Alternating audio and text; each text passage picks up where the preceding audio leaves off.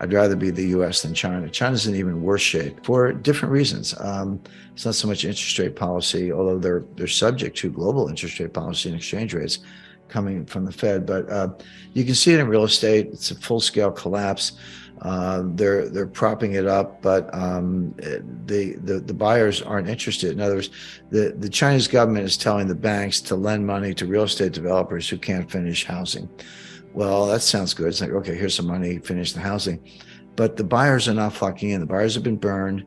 They're shying away from that asset class. They want to increase cash. They're looking at other asset classes. They don't have a lot of choices because China has very strict capital controls. They're trying to get their money out by means legal and illegal. They're buying gold when they can. But as I say, they may not have a lot of choices, but even money in the bank looks pretty good compared to what's going on in real estate. The problem is too big. The bubble is too large. It's gone on for too long. We don't hear about it the same way we did about the Japanese real estate bubble in 1989, 1990. That was an epic crash.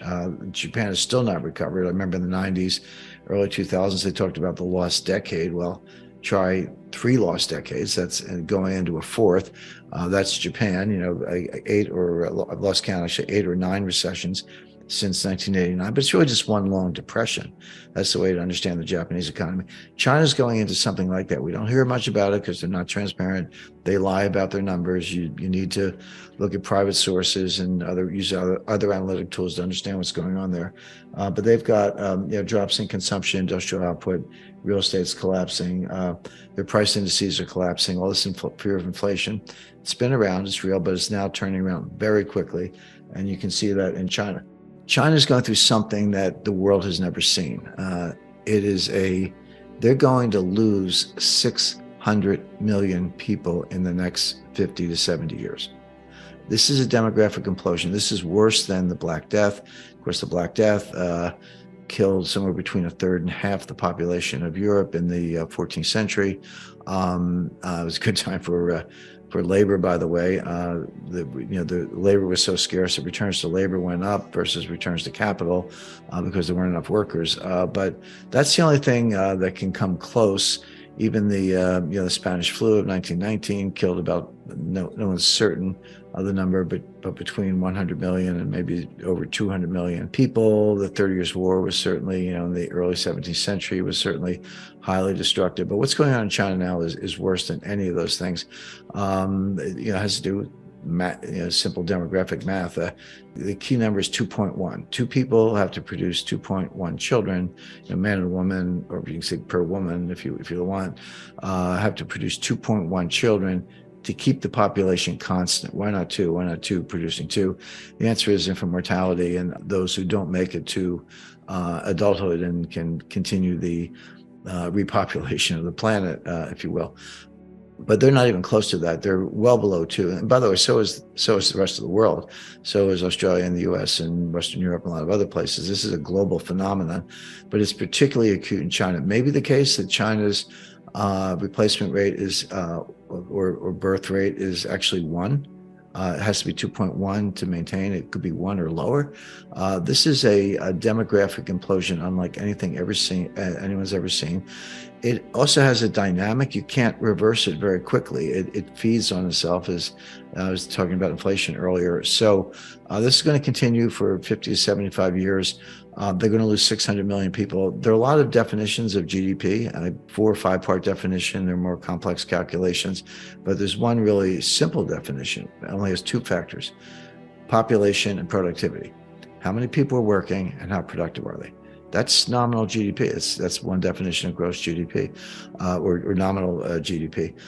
Well, if your population is dropping from 1.4 billion to 800 million, you're losing 600 million people. And then what about productivity? Well, the other thing that's going on is China's population is aging very quickly. So you get a population set people in the 70s, 80s, and 90s with very large amounts of cognitive decline, dementia.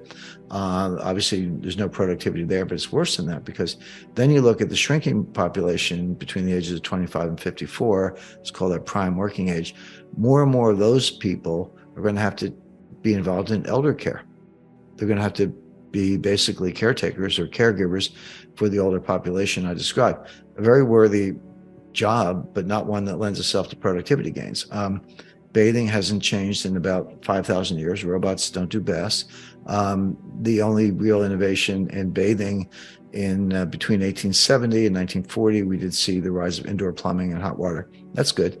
I enjoy both, but that's it. I can't think of any other bathing innovations in the last several millennia.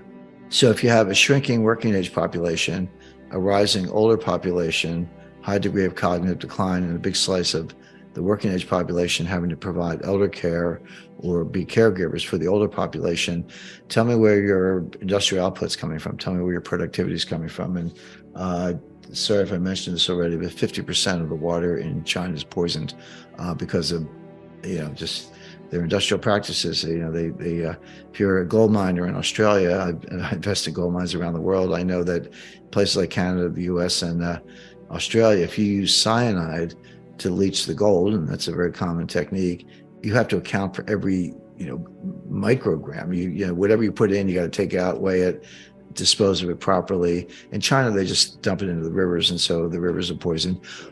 So China is an economic, demographic, industrial, moral, religious wasteland, and will suffer. It's already in a recession. Just to cut to the chase, again, they lie about their statistics. So here you have the two largest economies in the world, U.S. and China. U.S. is slowly going into what I expect will be a severe recession.